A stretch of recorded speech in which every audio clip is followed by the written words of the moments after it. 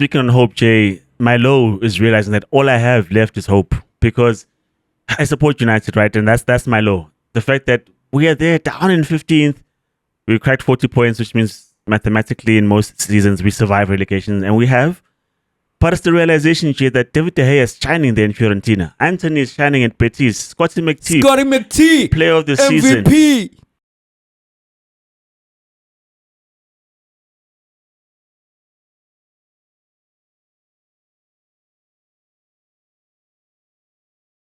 As they say, all good things come to an end. No, we are not saying goodbye. Of course, it is the end of the football season. I don't know actually if it was good for everybody in every sense, but I guess we'll get into that, right, Chuck?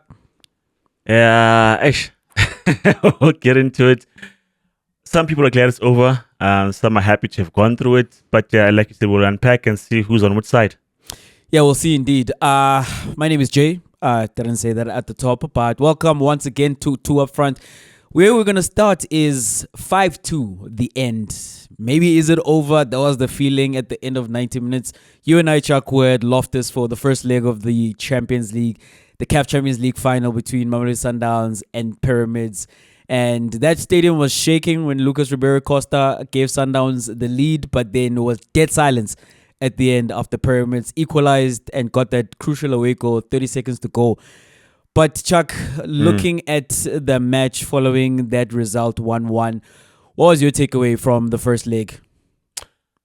In the battle of Pirara versus Pyramids, Sundowns were lucky to escape with just the one goal. Look, think about it. Lucky to escape with just the one goal conceded. With the draw, because think about it. Who was Sundowns' man of the match?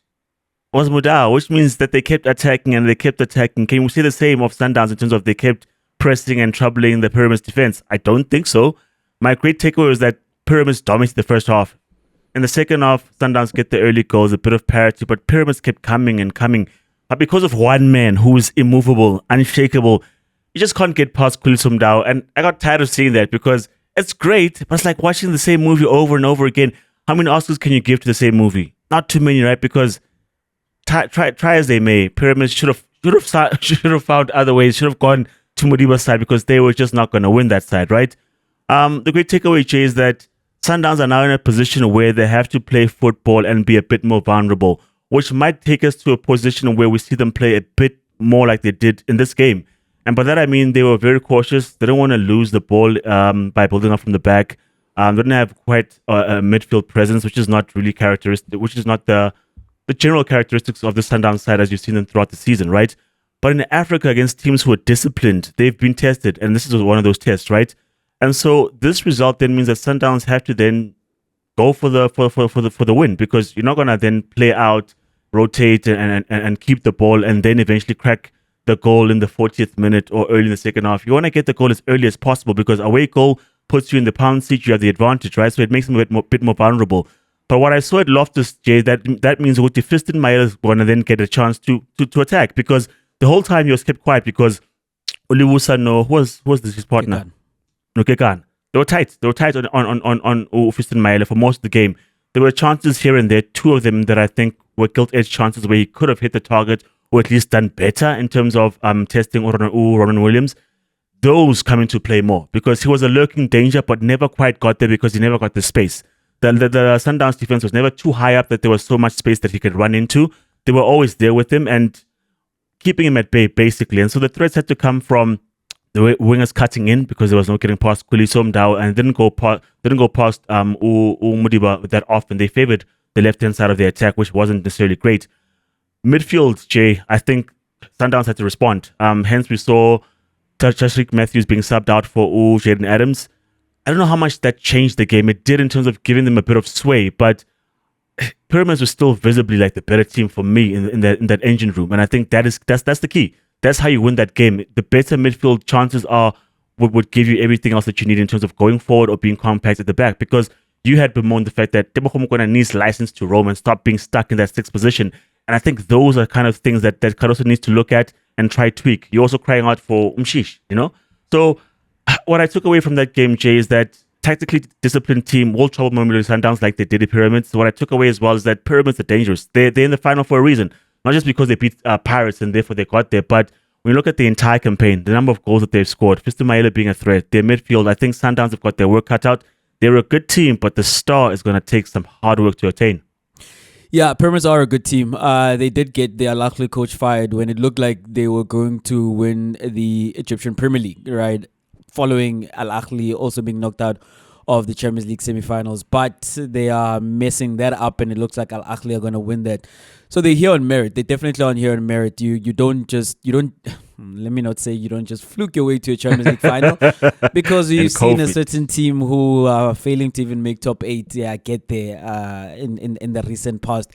But Chuck, my takeaway from this game was two great defensive performances from both sides. In the case of Mamelodi Sundowns, as you mentioned, Ukran Kekana as well as Libusa, they stood up for me in terms of how they dealt with Umayela in attack. And of course, then Khuliso Mudau. I've said Khuliso Mudau is world class, and I really do stand by that.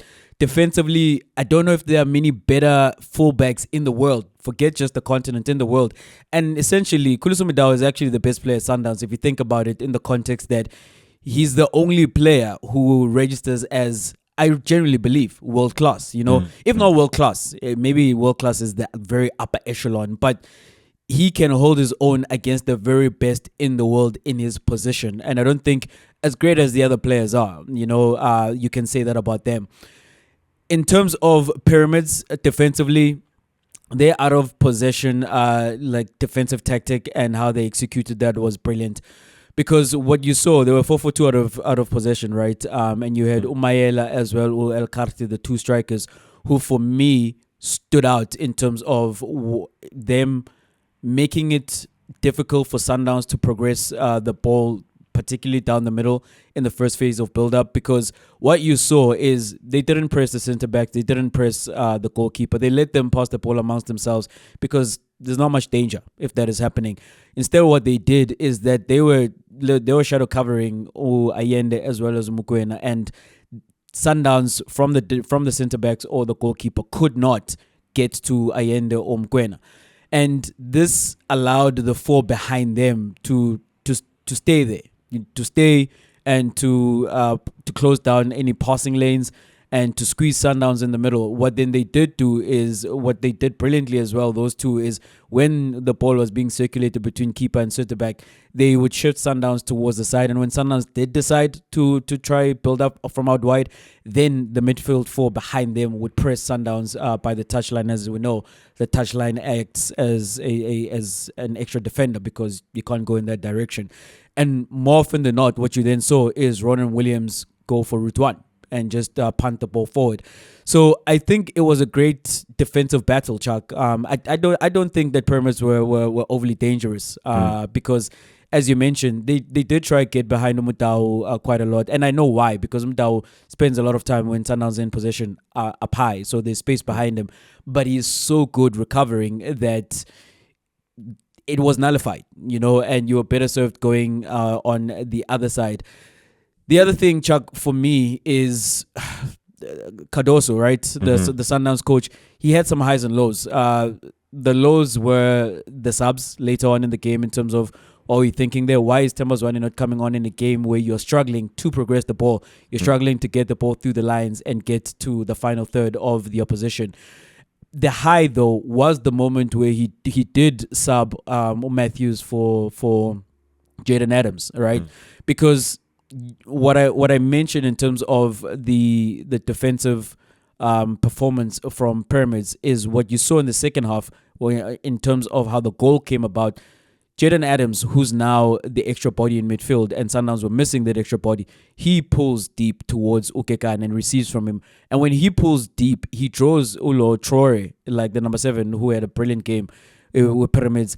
And when he was then out of position, you see Traore hesitate. Should he go with Adams or should he man his station still? And that hesitation is what opened up the gap where you see Ribeiro. He comes and he then gets the ball from Adams. It has progressed down the side with Mdao, and eventually it's a melee in the box, of course, and eventually it ends up in the goal. So for the coach, Cardoso, to be able to recognize that and make the change and for it to lead to a goal means that he was tuned in when it came to that specifically.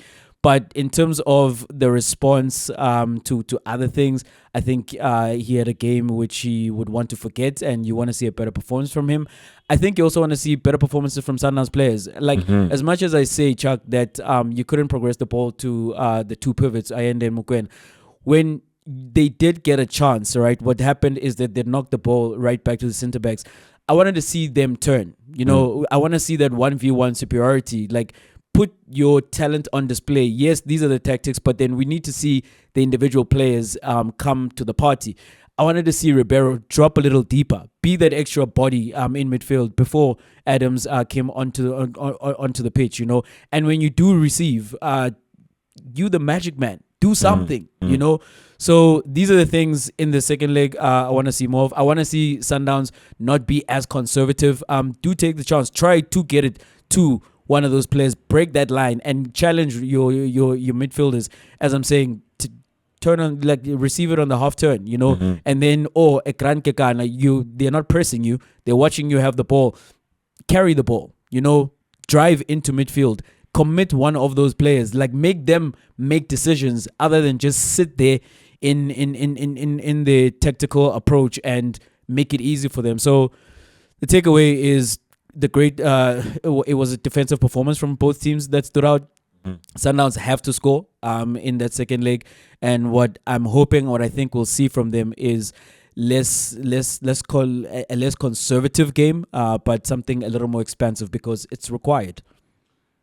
For me, Jim, my last hit at this is that South America didn't have a good outing. I mean, Ribeiro did score a goal, right? And that was great, but he was very quiet the entire first half. We looked for him and we couldn't find him because he was hidden.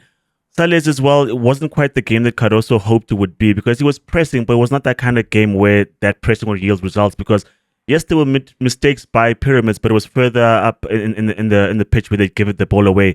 And I personally, bring on Jaden Adams was great, but looking at how the game went, because the guy who would get the breaks and have a glimpse in terms of trying to fashion something high up the pitch was Reynas. He was the one latching on to long balls and stuff like that. So if you keep Tashik Matthews, you have more of the same on either side of the wings, whereas Salis didn't get any of that service. So I think he's got thinking to do. Matthews, he shone in that first half when he didn't have a great first half, right? But where he did have shining moments was in transition. Unfortunately, like Sundowns' transition game is poor. The equalizing goal came from as well. It came from Amorin trying to break with the ball, right? Yes. But because there were no options, and it is the drill is not as what it's supposed to be when you compare to the rest of Sundowns' game, he loses the ball and it ends up in the goal. So there's much to figure out. There's much to figure out, and we'll see within a week. And this is why I have some hope that Cardoso will, because he did figure out something, although it was just the one thing within the first half. With a week to prepare, having seen Pyramids up close, you think and you hope, if you're a Sundowns fan, that he'll have a better game plan and Sundowns will be cooking come that second leg. I mean, a couple of episodes ago, we asked the question, are Sundowns vindicated by getting Cardoso? And both our answers were that we'd have to see what happens in the final. First leg already done. We'll see what happens in the second leg. But now the campaign is done in terms of the PSL, right? And now the questions have to come up in terms of Nabi. Now we have to then properly ask the question, because Junior did say, Kaizer Junior, sorry. He did pose, he also asked the question in terms of, we're hearing rumors, is he going to stay, is he going to go? And he says, yeah, we're happy to have a cup, but we're still going to review his performance. So Jay, when we look at the league campaign, Kaizer Chiefs out of the top 8, couldn't qualify, couldn't get the result on the last day of the season. What do you do with Nabi? Do you stick to the project, or do you go in a different direction? Nabi's first season in numbers, Chuck. Kaizer Chiefs finished number 9 for a second season in a row.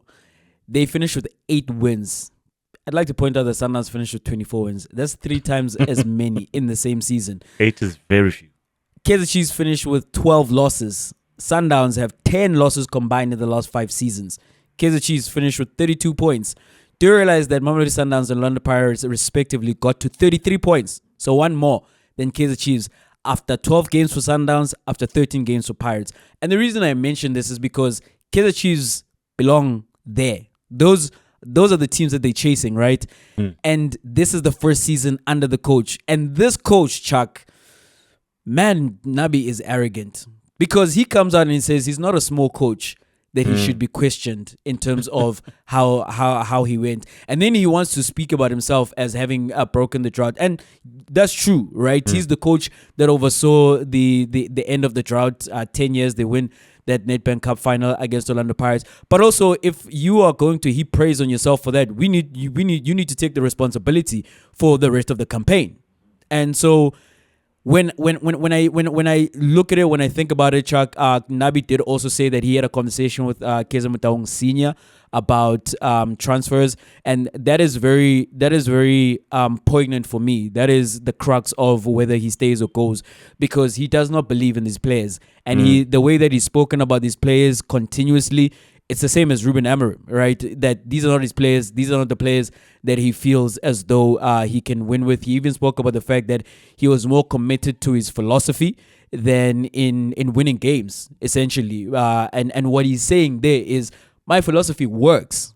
The reason it didn't work is because I don't have the players to make it work. And in order to have had a better season, at least in the league, what I needed to do is go away from my philosophy and just try to do something with these players. So he's very much on record as saying that he doesn't want these players. And having spoken to Kaizer Chiefs Senior, he says that they have an agreement, or they have an understanding, rather, I should say, in terms of what needs to happen with incomings. So for me, the verdict, Chuck, is this. If they're going to go and get his players, whoever he identifies, every last one of the players he identifies as those who he requires to have the kind of performances we saw when he was coaching in Tanzania with Yanga, and when he came in second place and lost in the final to Zimbabwe over in Morocco with Rabat, yes, then he stays. But if you are going to quote-unquote saddle him with the players that he doesn't want, then he needs to ship out, because what we're going to see is more of the same. I think you stay, and I think he stays and you stick with Nabi. And the reason why I say that, Jay, is we've got a full look at Nabi. We've seen him for an entire campaign, right? But in terms of reputations and how you've just outlined where Chiefs are in comparison to Pirates and Sundowns, Nabi's had his reputation enhanced by his exploits coaching Yanga and having built his CV, right? Whereas the players which he has don't have that reputation in terms of these players are good and you can count on them, except for the ones who've just joined most recently, right? So they are the ones who have to prove something versus more Nabi. Because you'd want to say Nabi got them the title versus the Chiefs players won themselves the title because they've been together for a long time and have been barren. And so when he comes through, it looks like a Spurs kind of thing, right? Where you guys are number 9, only the 9, 6, 10. I think 9 games. Yeah, no, 9 games. Wins. They won 9 games. 9 games, right? Oh, Kaizer Chiefs. Yes, Kaizer Chiefs. No. I thought you were asking about Spurs. Chiefs won 8 games. 8 games. Oh, okay. Yeah, 8 games. That shows that in terms of looking at your body of work and the consistency, that's very poor. But you have to then look at both parties who are involved, both coach and players. And I think for me, it leans heavily on the players because this is what they've been like for the longest time. And when this coach comes in, fine, that doesn't change because back to 9th place, but there's a trophy. And you're more likely to look at that and say it's because Nabi came through versus the Chiefs players have stepped up. So for me, Jay, you give him another chance, give him another shot, because there aren't too many quality managers out there. You take him out and then you Ufagaban. That's I think it's easier to find players versus finding a manager for your team. So you don't want to play the carousel for too long because you get stuck with the wrong options over and over again, because you go from Unsek and then you go to Zwan and then you go to Calvin Johnson, and at the fourth try you get Nabi, who you're still out, right? You're on Nabi now. Is he good? We don't know. If you ship him out, you might just find another bad manager. So if you stick with this guy because there's a trophy, number one, number two, you spoke about a project and there's an understanding in terms of signings, and then you get him the players, then we know for sure whether he's good or not after having seen him for 2 seasons. So for me, Jay, you've seen the most of the roster for more than 2 seasons and you know what they can and what they can't do. And when you look at the Sundowns and the Pirates, we were speaking about glowingly about Sundowns and how they're best in class in every position, right? Not just the club and the management, but the players as well. Look at Pirates. There's a Mfukeng, there's a Maswangai, there's a Nda, there's a China. There are players that are of great caliber. At Chiefs, you can't say that at this point in time. Maybe Shini could be, but hasn't performed that way consistently. Maybe injuries are to blame.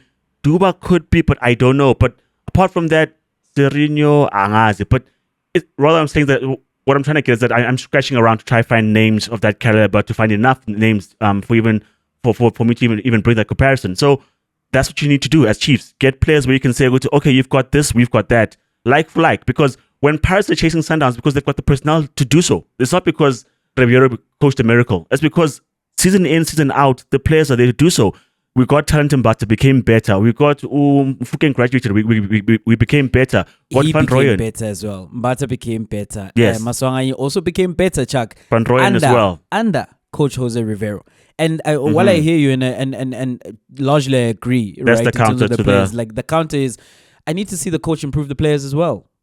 It can't just play. be like you just want ready-made players, right? Because even at Sundowns, Chuck, as good as we've seen these players in other clubs, as like Sundowns buy all the best players, we've seen these players that at Sundowns excel and get to higher levels at Sundowns. You know, you think of Peter Shalulile. Yes, he was scoring goals at Highlands Park, but at Sundowns he became something even better than that. Even at the home Gwen, you know, he became even more of what he already was, and that's down to the coaching. That you see it bleed into the national team as well. So yes, they do need they do need like a whole host of incomings.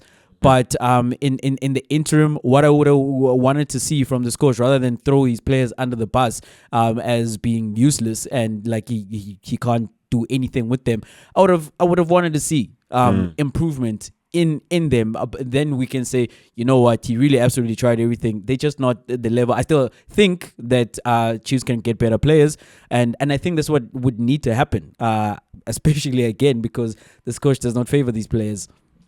Yeah, actually, I think no one's actually had like a proper 2 terms where it's uninterrupted and has been able to better the players. So it's a trend that Chiefs at the present moment. So I think if he gets a second season, that'll tell us everything, because first season you got the Nedbank Cup sharp, you sort of fluked it looks like. Second season, if you can't better the players, you can't get a better league position, you can't win some silverware, then the blame's on both sides, because at that point also you would have gotten better players, and then you can't then look elsewhere but straight at Nabi. Yeah, Chuck. If we not just focus in on Kaizer Chiefs, but take a more wider lens to the PSL season, you did mention the PSL season sort of came to an end because we still have a Super Sport and a Golden Arrows who need to actually finish the season. I believe Makesi and one other team as well, but largely the PSL came to an end this previous weekend. And I want to ask you this question, right? From the season that was the 24-25 season, highs and lows, beginning with the high. The high has to be the fact that although eventually it fizzled out, we had a title race. At some point it was exciting. At some point Pirates held the number 1 spot. It was only for a few weeks, but at some point there was belief that Sundowns are going to be knocked off their perch. At some point it was mathematically still possible. At some point you think to yourself, Pirates has got the MTN8 in the bag. They're still in CAF competitions. They're looking good. Sundowns have someone to be worried about. And Jay, that did produce, I guess, the best out of Sundowns players, because they only scored more goals. They only became better. They're now in the CAF Champions League final. I think it was good for South African football, Jay. Yeah, the idea that Chiefs winning as well is great. It's not a high for me. But the fact that it was not a monopoly, I think the fact that Chiefs won the Nedbank Cup, Pirates in the MTN8, you want them to do a bit better. But the season that they had for me shows promise in terms of there's more. Staley's fell a bit back in terms of what they have done thus far, and then you wanted them to progress in the league specifically. Did well on the continent, but you wanted them to do much more in terms of the context of the PSL. So, Jay, the fact that we had a title race, the fact that things were close, the fact that it was not concluded by January, because we've had seasons where by the time we get to Christmas, someone's got like a 12-point lead, and we know that no one's clawing that back. It was not the case. So for me, Jay, the fact it was competitive as it can get, because Paris got to 60 points, but look where Sundowns are, that for me was great. And I think we need more seasons like that. Yeah, Chuck, we didn't discuss this, but that's my high as well, right? It seemed at least like a more competitive landscape for a while, if not completely to the end. In terms of the league titles, this is what I'm talking about, where Pirates started with 7 wins in 7 games, and they had 36 points. after 15 games, the most that they've ever collected. And it looked as if they were pushing Sundowns, or they were going to push Sundowns. And then also in terms of the rest of the cup competitions, we had different winners for every single competition. PSL South Africa has 4 different competitions. It is the league, which was won by Sundowns. It's the FA Cup, the Nedbank Cup, won by Chiefs. It is the League Cup, which is the Calling Cup, that was won by Imakesi. Shocking. Mamelodi Sundowns That's another high for in me. that final, right? And then, of course, Orlando Pirates winning a trifecta, a third, defending the M10-8 for a second time, winning a third in a row at the more towards the start of the season. So that variety is something that has been exciting. Yeah, I'm a Sundowns fan, and as a Sundowns fan, I enjoy Sundowns winning, but I'm also a South African football fan, and I'm very much aware it's not great for the narrative that South African football is trying to tell if we go into the season and we know exactly what's going to happen. In the end, in the league, at least Sundowns ended up absolutely dominating, but that wasn't always the feeling, right? From gun to tape. At some point, there was jeopardy. Like, is it gonna be Sundowns? Even when Pirates came back to win 2-1 when they were so far behind, it still made you wonder that might there be another slip? Might Pirates come back into this? And I think at least we had that, and we'll see. Rivera has left. Is that the start of something that we're going to see more of, or do we slip back to Sundowns just going to dominate? And then in terms of the lows, I imagine we're going to have the same one here, but we'll give it to you first. Lows. It's going to be the same, right? I'll start with Pirates related stuff in terms of Rivera leaving, because it felt like we'd built a team, we'd built some cohesion, we built a structure, we built personnel that we could trust. I mean, yeah, you might nitpick in terms of how you utilize the squad in terms of fatigue and players introduced late and impact players, this and that, right? The Saleng saga. But him leaving and how he left as well, you think to yourself, man, will Pirates come again next season and challenge Sundowns? Because we've built up ourselves to get to that point, right? Because we kept qualifying for Confed, we qualified for Champions League, we're winning the Cups, but we never quite challenged in the league, and finally we got there. And this is the guy who got us there. And you think to yourself, if we then get someone else, if you give someone else the ropes to be in charge, will we have that same thing? So that is a low.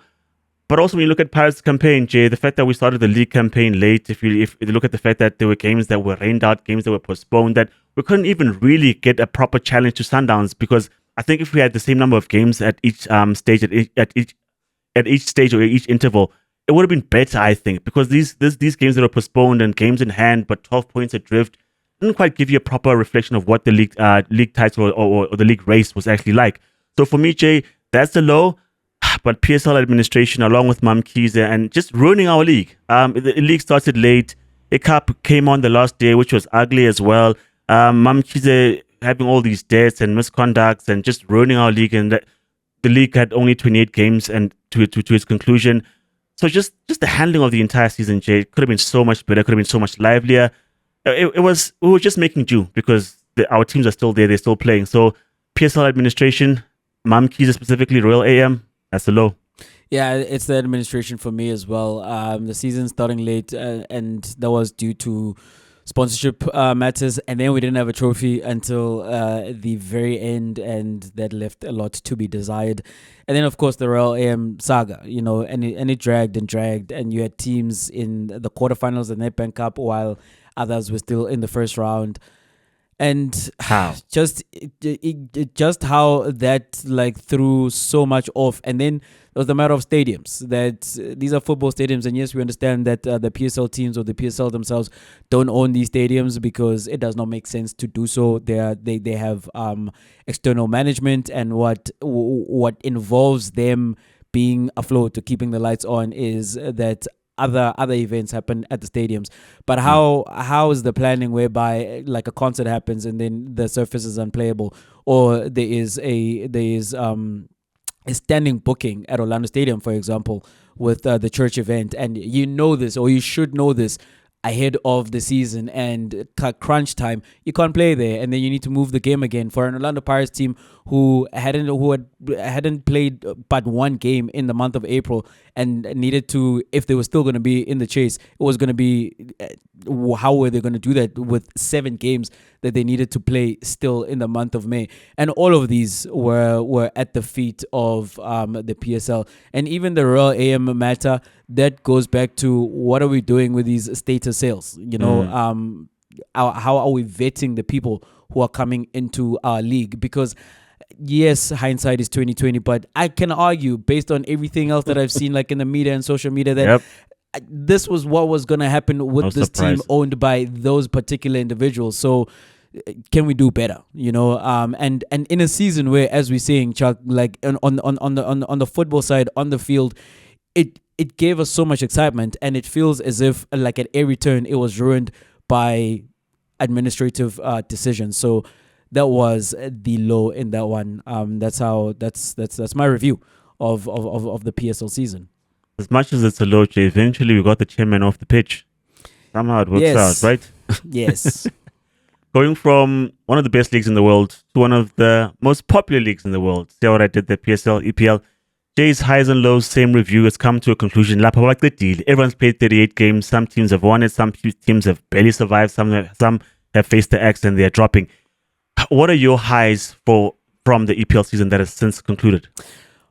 My highs, Chuck, coming in a close second, is the performances, individuals and teams who maybe you would not have expected to put on the kind of performances they did. In terms of the teams, you're Nottingham Forest, Fulham, early on, they were there, about. Newcastle are back in the Champions League. Aston Villa, after their run in the Champions League, had quite an amazing run towards the end, almost getting into the Champions League positions. But things happened at Old Trafford, so they didn't quite manage to do so.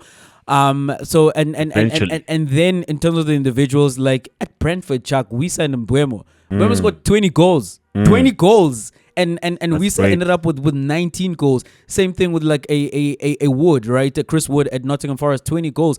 These are not things that you would have anticipated or you would have expected from your big names, your Salahs and your Haalands of this world. So to see that come through, that was a high. But my ultimate high is Manchester City not winning the league. I'm not a Liverpool fan and I don't root for Liverpool, but I literally will take anybody but Manchester City. 4 seasons in a row, they had turned it into a Farmers League. It was 6 and 7 seasons.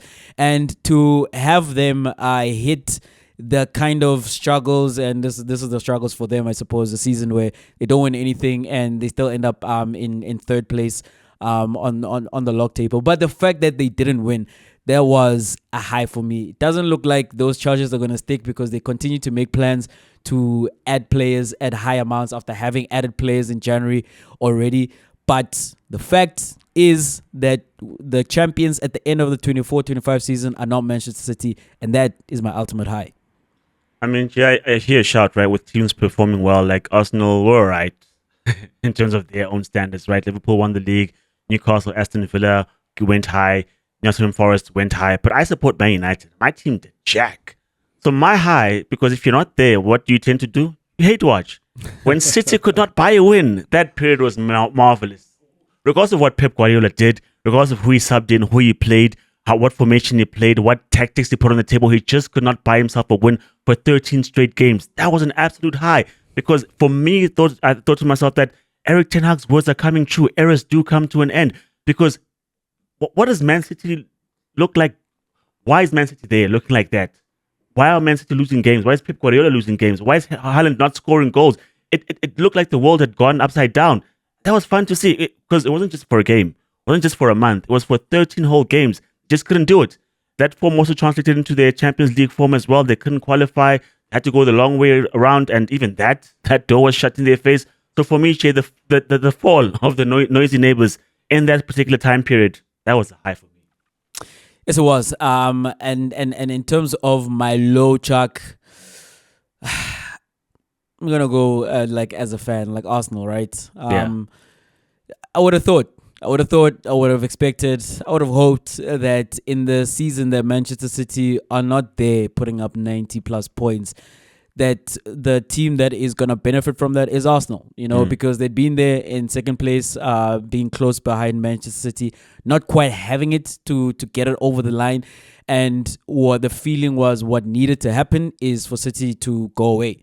That happened for Liverpool the first time they won the Premier League, right? In that 1920 season, where they came back from having put 97 points on the board and still finishing behind Manchester City. And City did drop off that particular season, that following season. But Liverpool also maintained their level and even upped it, not even a notch, like a couple of notches, eventually ending on 99 points. But the season was, the title was long wrapped by that point. And that's what I was expecting from Arteta and his men. Yes, there were injury struggles that ultimately did hamper the team in whatever ideas that they wanted to put across the pitch. But in terms of those ideas as well from Arteta, I saw a lot of conservative football, a lot of risk-averse football, and I don't want to see that. And I would have hoped I want you to go out on your shield, man, So, and purely from as an Arsenal fan, my low was, as much as Arsenal finished second place again for a third time in a row. By the way, the last time Arsenal finished second 3 times in a row in the Premier League era, do you know what happened in that 4th season? Mourinho came in. I don't know what happened. They won the league title. So there's hope, dear Arsenal fans. That was sent to me by a fellow Ghana, Paul McLaren. So I also extended to you other Ghana's faithful. There is hope that if the stars align like that again, Arsenal will be crowned Premier League champions next season. Speaking on hope, Jay, my low is realizing that all I have left is hope, because I support United, right? And that's my low. The fact that we are there down in 15th, we cracked 40 points, which means mathematically in most seasons we survive relegation, and we have. But it's the realization, Jay, that David De Gea is shining there in Fiorentina. Anthony is shining at Betis. Scotty McTee, player of the season. MVP. Rashford reborn at Aston Villa. Everyone else is just playing football, right? Whereas your team sucks. Your team is bad. And then to top it all off, Jay, you realize that Sir Jim Ratcliffe was just lying to you all this time, that he was going to make it better, he's going to whatever. Now there's no money to do anything. We don't have money to do anything. Whether that was hidden from us, but now it's very frank and in our faces. Ticket prices are going up. Our stadium hasn't really been fixed. But okay, maybe Carrington is getting a rejig and stuff like that. But it's just realizing how bad we are, because we've been surpassed by teams like the Aston Villas and Newcastle in terms of just having proper infrastructure, in terms of having a plan as a football team. I mean, it's been long since that United focus on these commercial deals and their commercial giants. Their football doesn't quite match up to their business off the field. But we were close. We were there making a noise, qualifying for Champions League in the odd season, because we then became a Europa League team. But there was a FA Cup there. They were nice in Paris. How bad we are, because we look back to nice in Paris where we're beating PSG. But now to finish 15th and to have players that we say are bad go out in the very same season where we say they're not good enough and perform. The problem is here. We've long notioned it and suggested that that's the issue. But for them to go and shine, like not a week after, Jay, Anthony goes to Betis and he scores, you're like, oh, okay, cool. De Gea finally finds the club and he looks solid again. And then we're stuck with Onana, and then you're like, no. So Jay, it was a low, realizing that it's all burnt to the ground, and all I have now is hope. All you have now is hope. I do want to ask you if that hope actually does continue. Is it calcified, Chuck, in you? Because at the end of it all, Ruben Amorim did step onto the mic there on the Old Trafford pitch, and he said when he did arrive, he did say that they're going to struggle. There'll be hard times, but now he says that the what did he say? The good days are coming. Yeah, good days are coming. Good days are coming.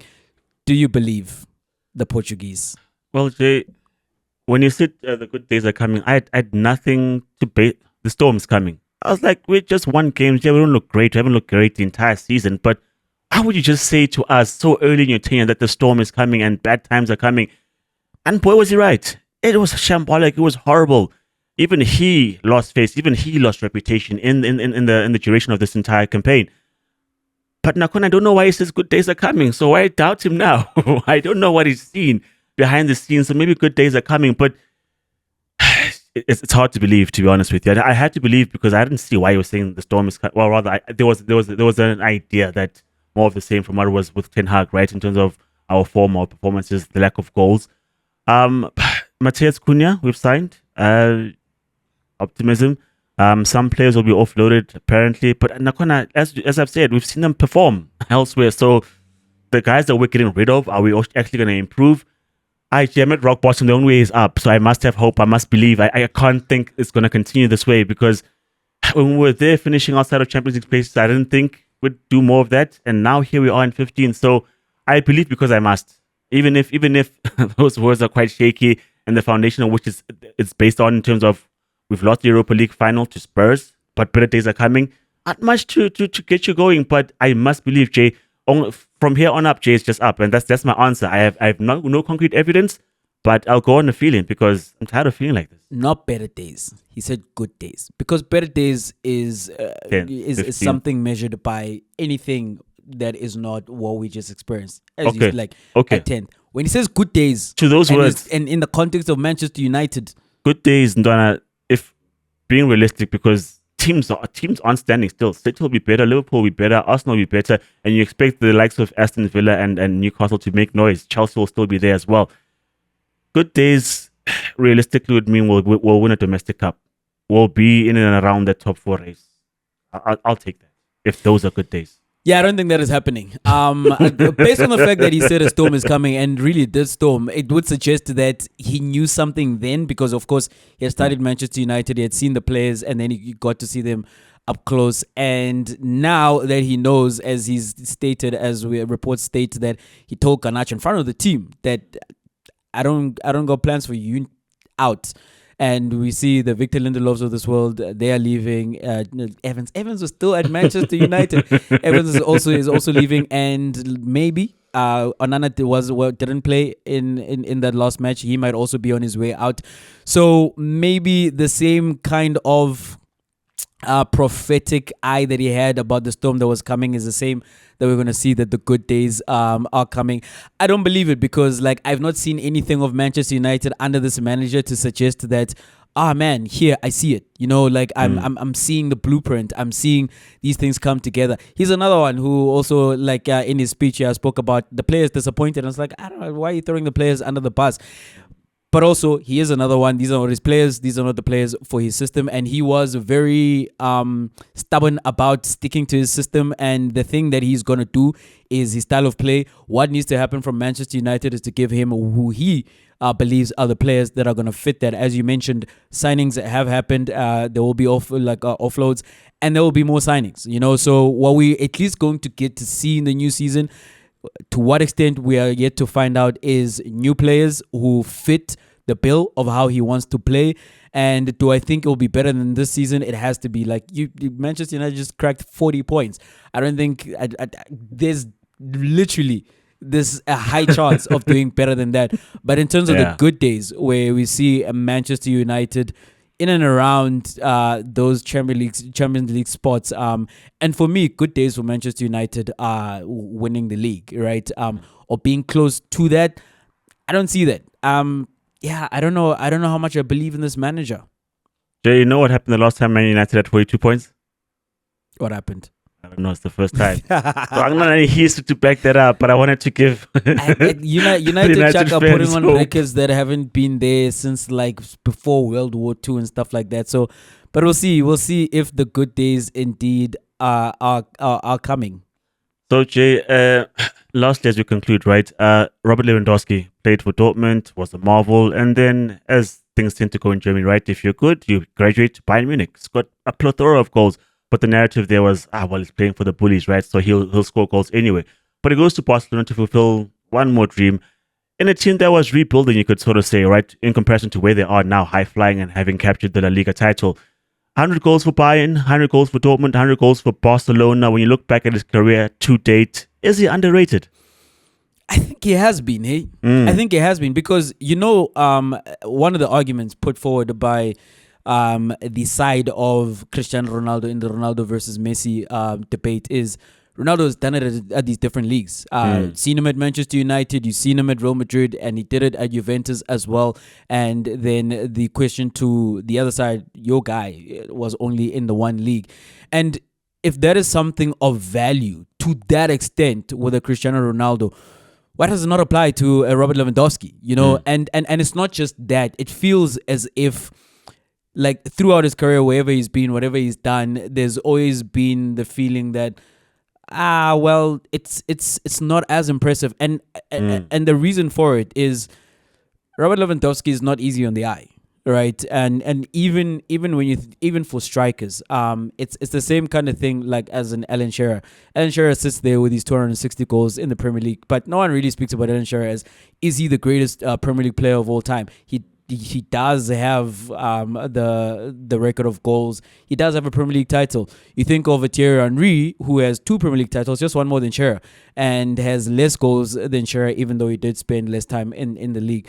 But he's almost unanimously thought of as the greatest Premier League player of all time because of the panache, because of the je ne sais quoi, because he did so much more than just score goals. And even a guy, Chuck, who was not maybe as well-rounded as a Thierry Henry outside of the box, but because of the aesthetics as a technician, Van Basten, he's the guy I keep hearing in terms of one of the greatest European players of all time. And what Van Basten mastered was he scored a whole lot of goals, but he was scoring the volleys from impossible angles. As I'm saying, he was this great technician, and therefore he can enter into conversations about like how great he is all time. Robert Lewandowski doesn't have the game outside of the box. As I'm saying, he doesn't look as beautiful. It's not as aesthetically pleasing in terms of his goal scoring. But at some point, the sheer volume of the goals is undeniable. And it feels as if it does not matter how many he scores. By the way, he's on, like, for both club and country, on 750. Right, that's Messi and Ronaldo numbers. And by the end, he's probably going to cross the 800 barrier and maybe come close to 900 goals in his career. And yet, as I'm saying, the guys who've scored those kind of goals, you hear them in conversations of all-time greatest.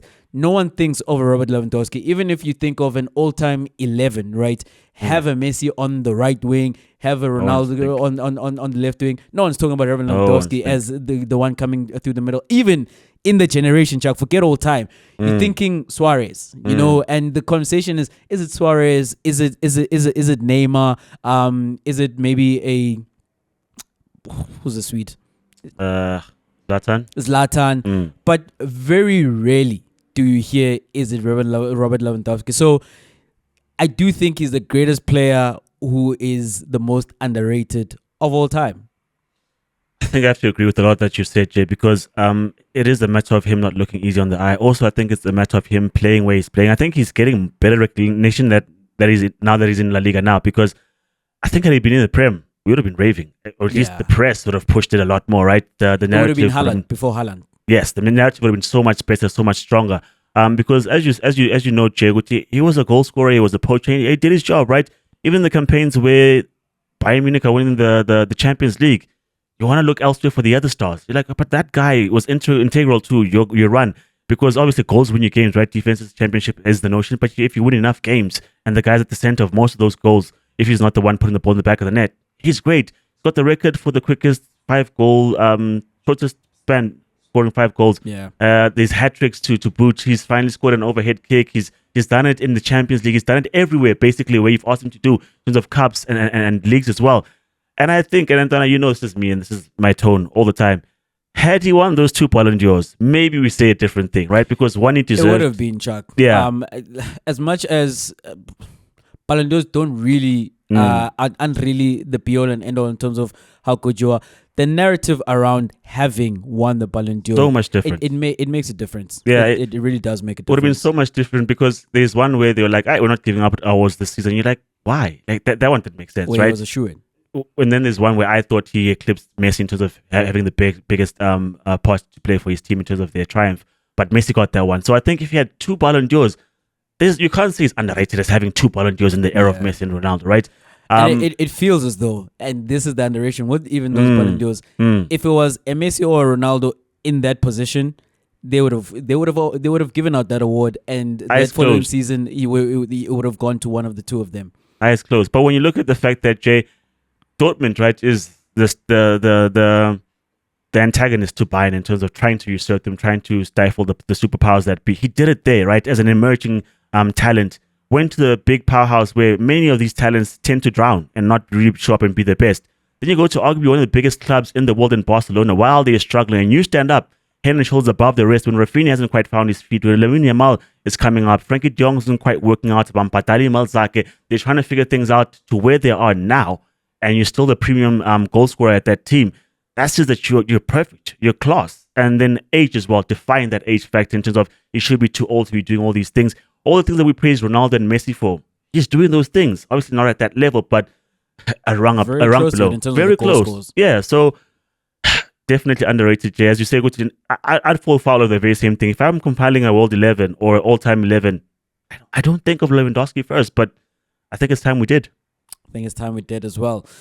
Also underrated, two up front. I can't believe we're not yet up to 1,000 subscribers. We need about 150 to get there. If you have not yet done so, please subscribe to the channel. Please do like the channel. Please do share the content and do leave your comments in the comment section. And you can also continue the conversation with us across all social media platforms. You'll find us at 2UpFrontPod. You'll find me at J_Mzulu. You'll find Chuck at Chuck2Up. As the season is done, I also bid you adieu. Cheers, guys. Sundowns, Pyramid, second leg up to go. Still up. It's not over. Football may be done, but sports is still continuing. Plenty of it. We are certainly not done. We're here next week. This is Chuck. I'm out.